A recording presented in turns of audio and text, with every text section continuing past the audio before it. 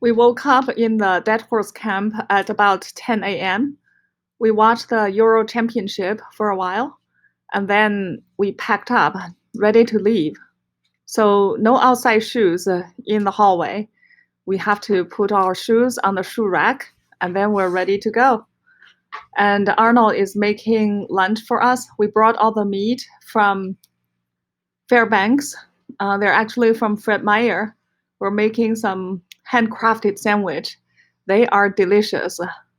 Best food you can have in Deadhorse Camp because they have very cheap buffets or maybe free buffets, but with all road to be created, and a lot of these large freshwater ponds that are deep can be excavated with ice. The ice is laid on a pathway, water is placed on the ice, more water, until it is thick enough for heavy equipment and even drill rigs to be able to pass upon the ice road. And even though that seems like it's expensive, you don't want to build a gravel road until you know you have something in production. So, what's the name of the river again? We're back. Sag. The Sag, right? I'm gonna flip on the fan here. See if that will help with our condensation, and if you want to grab a towel and wipe off your windows. I don't want you to miss a single thing. This is so beautiful. This is our Prudhoe Bay Tour. We can only get in through the tour bus, and we dip ourselves into the Arctic Ocean. It is Icy Code. It is a test to your human ability. Some people can dip in, some people went in swimming, but we can only stay there for less than 10 seconds. It was a really challenge in life, but it's all worth it. And under pressure are being sent to the flow station to be sorted between the fluids coming up from each well would include crude oil, of course, natural gas, and a little bit of water. And so the flow station then has the capability of separating those fluids and being able to send on just the crude oil to pump station 1 of the Trans-Alaska Oil Pipeline, and the natural gas is actually being sent to a central gas facility, and the central gas facility pressurizes a lot of it and sends it back to the drill sites where the field, the porous pores holding the crude oil, the natural gas pressurizes it in order to bring more crude oil to the surface. Oh. Caribous. So we're seeing about, oh, look at that big bull right that came up there. Wow. We're seeing, what, 14 caribou on our trip today? 1, 2, 3, 4, 5, 6, 7, 8, 9, 10, 11, 12, 13, 14, must be the 15. 15 out of 500,000 on the Arctic coast of Maine. Not bad, huh?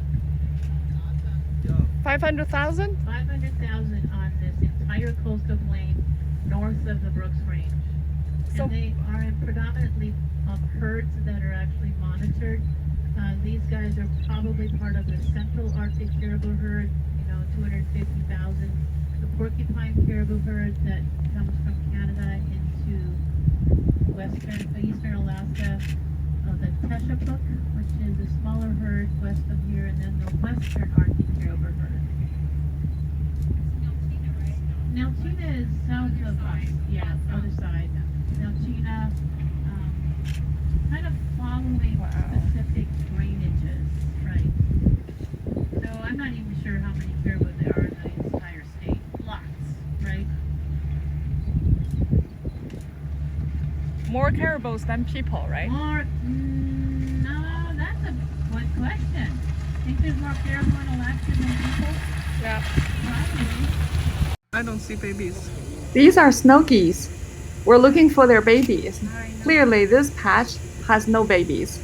We looked and looked so hard, and we did nothing in vain.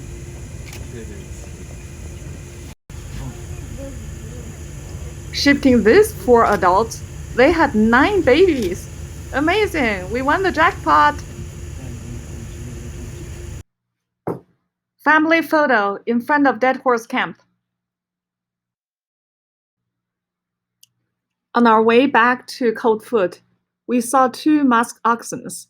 These large creatures are found only in a few Alaska locations along the Dalton Highway north of Brooks Range, along the road system on the Western Seward Peninsula, and in various other pockets of western Alaska. Look like bikes. No, look at their horns. They're different. They look really warm. 2 piles of furs.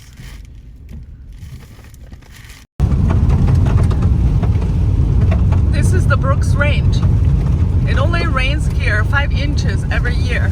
It looks like we captured the entire 5 inches today. This is Coldfoot.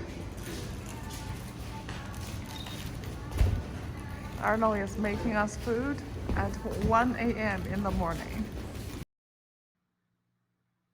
Halfway through making dinner or breakfast, Xinle is getting coffee, and we actually decided whether we should stay in Coldfoot or keep driving. I think the final decision is to stay in Coldfoot because it's almost 2 o'clock in the morning, and it's quite dangerous driving outside because it started raining. Unbelievably cold. It's better to have a full night's sleep. And here's our room. It's 2 twin beds, but we were able to fit in.